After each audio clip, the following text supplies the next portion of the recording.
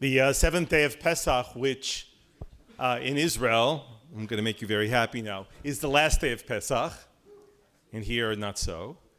The seventh day of Pesach is traditionally ascribed, as we heard in the Torah reading, of the story of the Israelites actually leaving Egypt. And that is exiting from the borders of the empire, having the Egyptian army once again tracking them down. And the idea, of course, that the exodus from Egypt, culminating on the seventh day, mirrors another primordial kind of story in the biblical tradition. That primordial story is the story of Adam and Eve leaving the Garden of Eden. We told also that on the seventh day, at the end of the seventh day, that they were expelled from the gilded cage that the garden was, that they were cast out into the world, forced into the conditions of living that you and I still live in today. And so the idea that Adam and Eve were created, formed, truly made as human beings only by being expelled from Eden, so too we begin to see the corollary, the similarities of the Israelites leaving Egypt, and only then could they become Jews.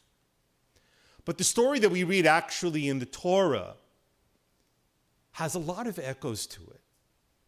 And there's one beat I want to draw your attention to that has been thought over, gnawed at, imagined over. It fills richly the Jewish imagination to the point that we read about this in our prayers every day.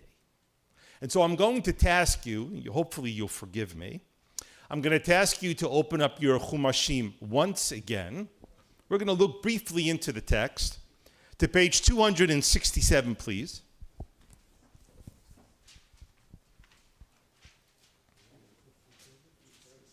(267), please.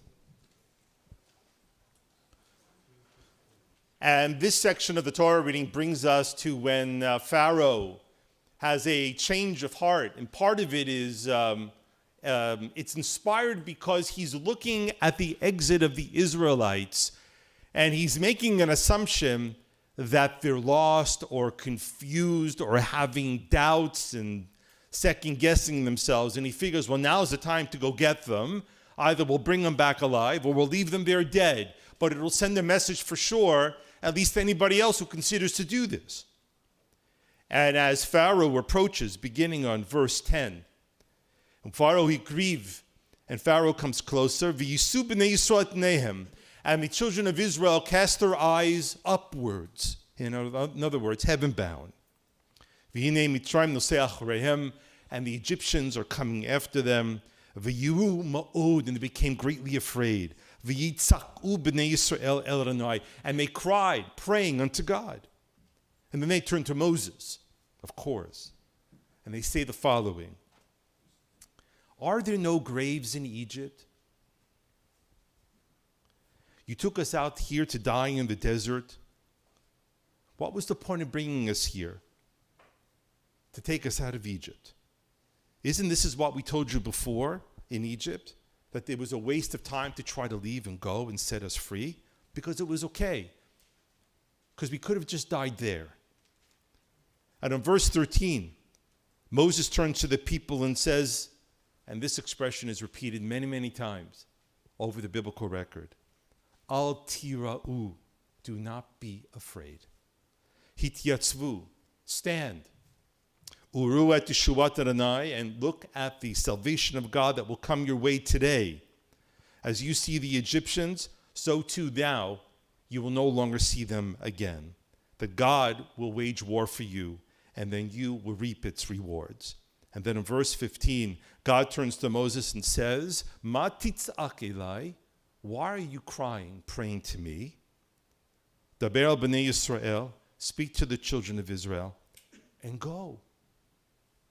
V'yata harem et matcha, unatei et yadecha al hayam, uvakehu. Lift your staff, spread your hands, and the waters shall be parted.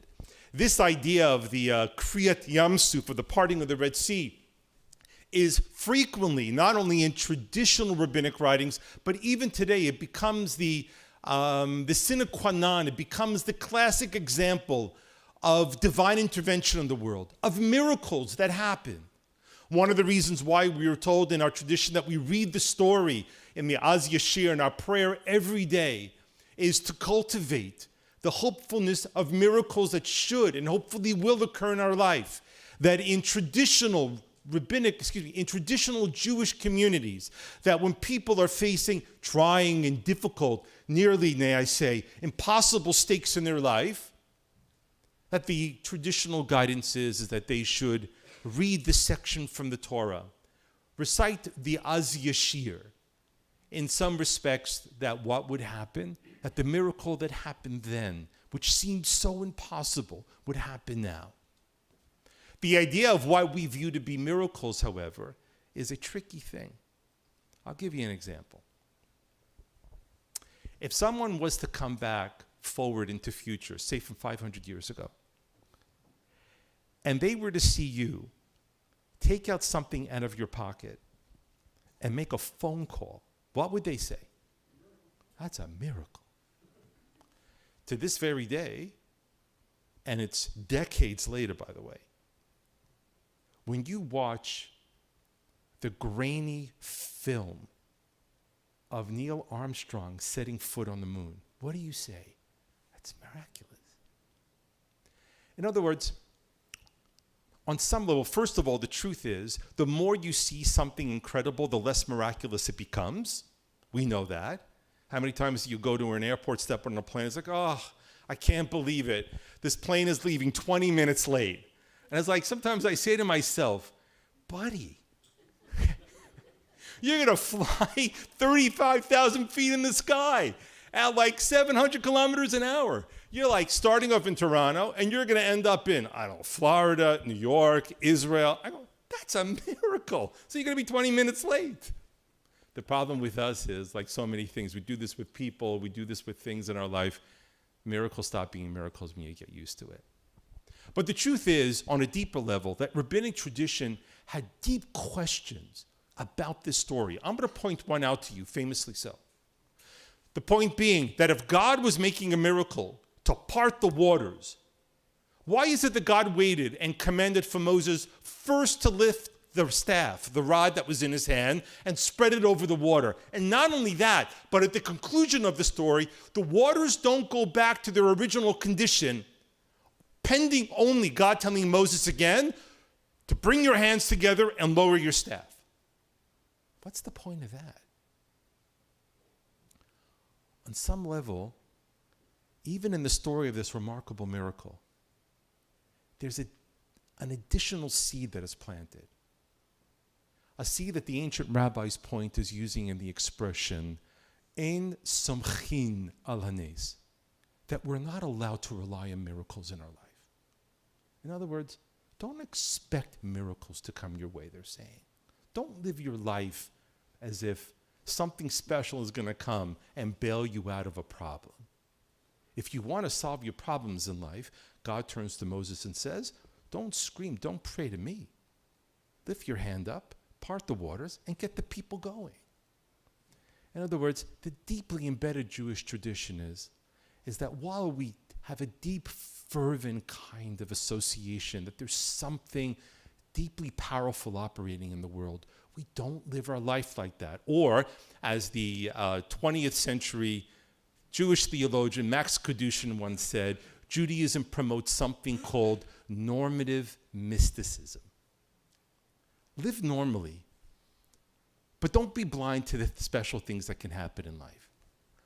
Later on in Jewish tradition, both from Maimonides and then perhaps a philosopher that you've heard of, Baruch Spinoza, they said even something else.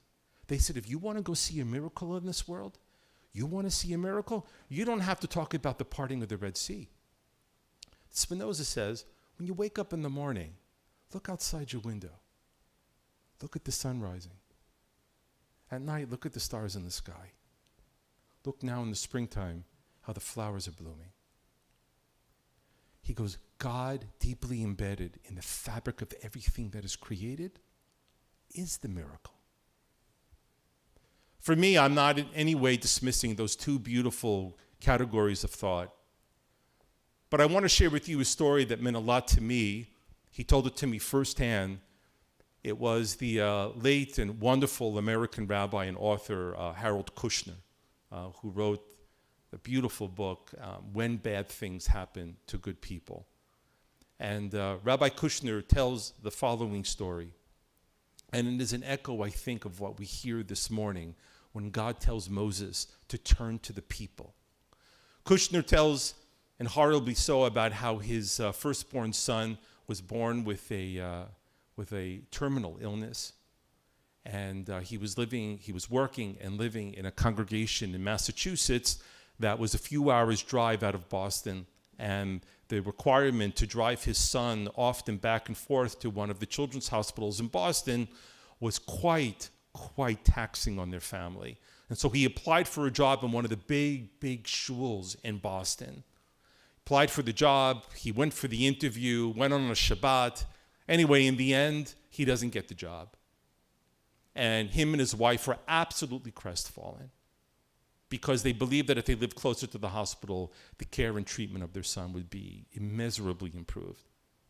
And that night, he said he was crestfallen and depressed, and he got a phone call, and it was friends of theirs, and said, we're going to be at your house in a half hour. Get dressed. We're taking you out for dinner. And he says, we're not in the mood to go out right now. And they said, we're coming. And they hung up the phone. They picked him up. They go out for dinner. They buy one bottle of wine. They buy a second bottle of wine. They buy a third bottle of wine. They basically drop him and his wife off on the front step of their home. And he said, the next morning when I woke up, through my headache, I realized what had happened. That God answers us in the people he sends our way. And of course, we all need to see ourselves in that way. Not only to see the miracles of the people who are around us, but better also is to remind yourself of the miracle that you can be to the people that you surround. Chag Sameach. Please rise, page 350.